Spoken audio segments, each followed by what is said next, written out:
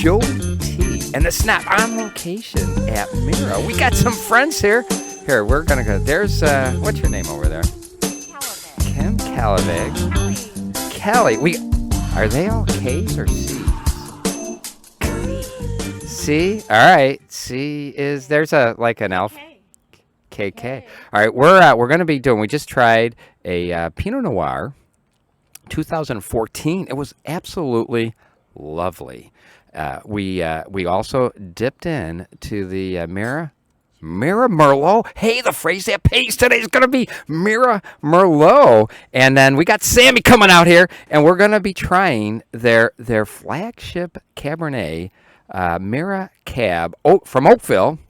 2017. So stay tuned. We're gonna come back after we start swirling and doing all the fun stuff. Joey T and the Snob back at you. We are gonna have one of the 4 employees or associates. I don't know. What do you guys call yourselves?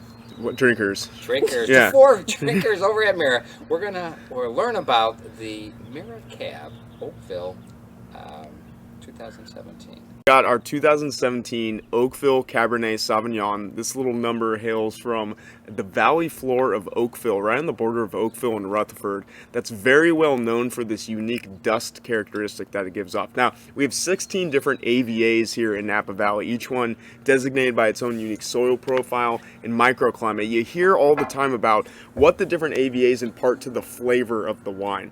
Oakville and Rutherford, this border here, more offers something towards the texture of the wine. It offers this cocoa powder, almost tannin grip to the wine itself. Imagine taking open a bag of hot chocolate mix, putting a little on your tongue, rubbing it on the roof of your mouth, and that's the texture you get from Oakville and Rutherford sort of Cabernet Sauvignon. So, valley floor fruit, a little bit more concentrated sunlight, and just really big, beautiful Napa Valley Cabernet Sauvignon. Pretty classic is what I kind of characterize it as. Lovely. Yeah. I'm digging this. Yeah. So yeah, this is the Oakville Cab. I also love bringing this bottle out because you can see the name and you can see the logo a little better as well. So Mira has several different meanings in different languages. So in Spanish it means to look, in Greek it means destiny, in Sanskrit it means purity. It's also the Latin root for miracle. So here at Mira, it sounds a little cheesy, but we operate under this old Albert Einstein saying and ideology that kind of loosely says you're either in one of 2 groups. You either believe nothing is a miracle or you believe everything's a miracle. And we truly believe the whole process of making wine is a miracle. Taking sunlight, soil, and whatever water we can get every single year to make this beautiful beverage. Like I was saying earlier, we can share with friends, family. You can drink it by yourself if you just want to have a good night.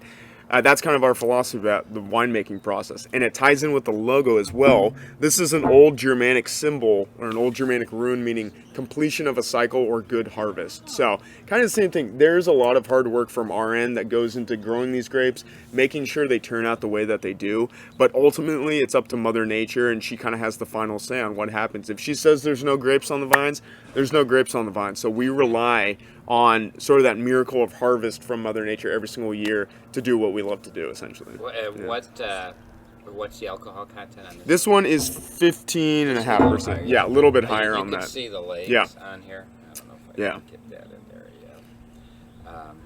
Yeah, a little higher, but balanced. Yeah, I would balanced. say super balanced. Yeah. So this is 18 months, 100% French oak that we used to age this, and then about a year in bottle as well.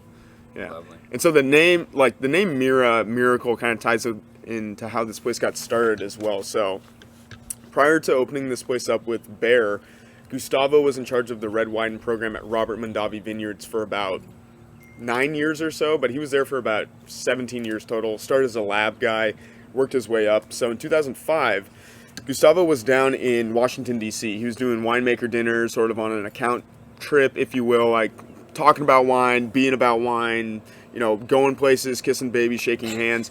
And there's one evening he's like, I've been drinking wine all day. Can someone please tell me, for the love of God, where I can get a beer around here? So someone told him, go to the Off the Record bar in the Hay Adams Hotel in D.C., which I'm not too familiar with, but I guess it's right next to the White House.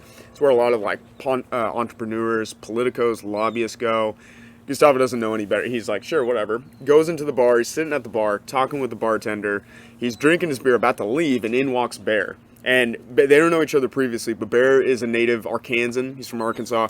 One of the friendliest guys you'll ever meet in your life. Like, really wants to get to know you on a personal basis. Political guy, too, right? Political guy. He worked as a lobbyist for I don't know who, and it's probably better I don't know who, to be completely honest. What's that? Yeah, what's that? Who knows? Yeah. So he sits down next to Gustavo and just really starts making small talk. Like, hey, what's your name? What do you do? Where are you from? I'm Gustavo. I'm a winemaker in Napa Valley. A winemaker in Napa. I love Napa wines. I drink them every day. I know nothing about it. Tell me all about what you do. So these guys sit there for hours talking about shared interests. Very normal things that, you and I would talk about, mathematics and science and art and history. Casual conversation topics for just drinking beer. They're bringing up these crazy topics like the Fibonacci Sequence and the golden ratio. Again, very normal. 1.21 gigawatts. Exactly. And after a certain point in time, they're just kind of geeking out on each other. And Bear turns to Gustavo and says, I love what you're all about. I love your story, your brand, the wines you make, everything about you. It's always been a dream of mine to have a winery in Napa Valley, to have a place I can call my own and really make the highest quality wine possible. I want to open a winery with you in Napa, and I want you to make the wines you want to make. You don't have to listen to anyone else. That's every winemaker's dream. So those guys started scrimming on cocktail napkins. I have to assume there's hard alcohol. Yeah, there's definitely hard alcohol. There's whiskey, I'm sure, a whole plethora of different spirits involved. And then that night in 2005 in a bar in Washington, D.C., the idea of Mira was born. So it's a miracle. Those guys met that night. Yeah. Yeah, I saw him over there. Yeah. Sam, Yeah. this is I'm always a fan of a very silky, the mouth feel. Yeah. What makes, and this just has a nice mouth feel, what makes a good mouth feel? Good mouth feel has to do with the aging process of the wine, has to be with how the grapes are treated as well through the fermentation process, making sure you're not being too harsh on the grape skins. The oak process, the regiment in terms of what we do to age the wine as well, will really allow for that wine to smooth out over time as well. And that's kind of what we were talking about earlier. I think a lot of wineries release, especially their red wines, a bit too early. They're having you do the hard part of saying, we're releasing this wine, it's not going to be good to drink for another 3 years, but you're more than welcome to buy it. You taste it, it's almost a little green, it's almost a little rigid, it's got a little bit of astringency to it. So by allowing the wine to age its proper amount of time in barrel, it really has the good amount of time to sort of hang out, relax, go into bottle, relax as well, and then that is sort of what gives it its overall like lush mouthfeel. Yeah, it gives it that silky. Exactly. Yeah. Yeah. Digging this. Yeah. Digging this. Yeah. All right, let's stop here. I think we learned a lot, I would have to say, about Mira. And I'm going to say the Mira, it's a miracle. We learned all about how it came all together, the sequencing, the gold rules. And, man, we had history lessons. Sammy went way out of his way to try to entertain us. I think we were probably entertaining him.